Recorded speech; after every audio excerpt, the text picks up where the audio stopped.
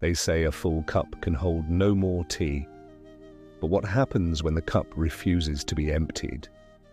This is the story of a man who had everything except peace, of a journey across mountains into silence, and of a cup so full it taught him how empty he truly was.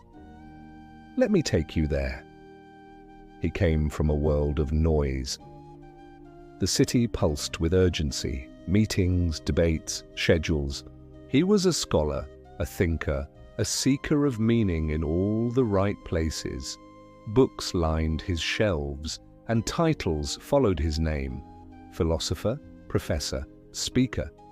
He could speak about enlightenment for hours, but still could not sleep through the night. One morning, he stood before his mirror and asked himself, "If I know so much, why do I feel so hollow?" That question, quiet as it was, shook him more than all the books he had read. And so he packed a small bag, left behind his career and comfort, and walked. He walked until the cities became forests, until the noise became wind, until the signs became birdsong. He arrived at a monastery high in the mist-wrapped hills, a place where the trees leaned in close, as if listening.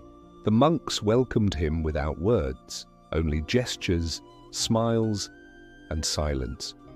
He was taken to the old master, a man with a long beard, weathered robes, and eyes that seemed to have seen the first sunrise. The man bowed low. "Master," he said, "I have come for truth. I have studied the great teachings. I can quote the words of the ancients, but still I feel unsettled. Please, show me the way." The master did not speak. He only smiled and motioned for the man to sit.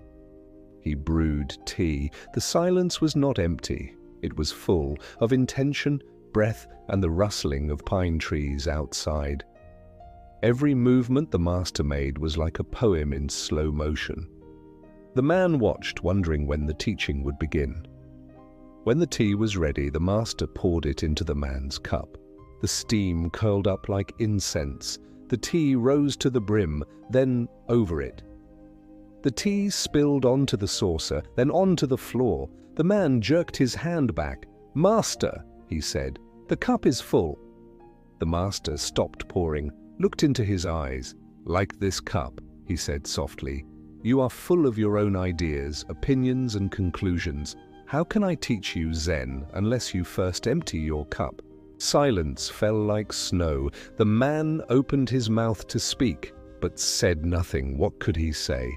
That moment, the pouring, the overflowing, the words were more than metaphor. It was a mirror. He suddenly saw himself, not as a wise seeker, but as a vessel, brimming with noise, years of knowledge, pride, assumptions. Things he carried like treasures now felt like stones. He realized he hadn't come seeking truth. He had come seeking confirmation, and Zen offers no such comfort. The master rose and left him alone with the tea, but the lesson had already begun. Days passed. The man stayed at the monastery. He helped in the garden, swept the courtyard, cooked simple meals. No one asked about his past. No one cared for his ideas.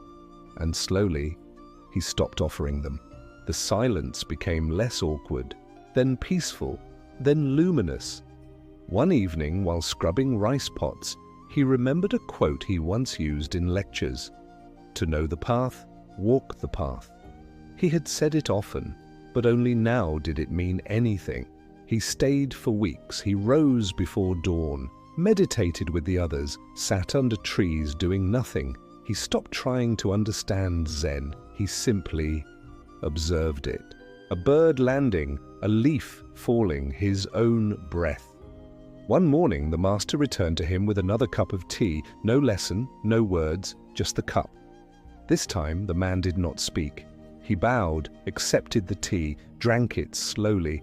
It was the same tea as before, but it tasted different. Something had shifted, not in the tea, not in the monastery, but within him. He realized, Zen is not about learning more. It's about letting go of labels, of needing to be right, of the illusion of control. Zen is not a path you walk, it's the space between your steps. It's not what you carry, it's what you're willing to put down. He remembered the cup. It had to be emptied before it could be filled, and so do we.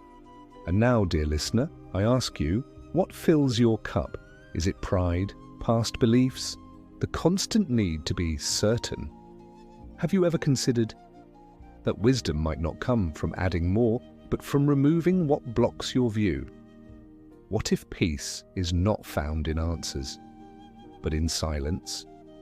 What if the greatest truths can't be explained, only experienced? And what if the very thing you're holding on to is the thing keeping you from freedom? Empty your cup, even if it hurts, even if it means unlearning what made you feel safe, because only in the emptiness can the tea of truth be poured.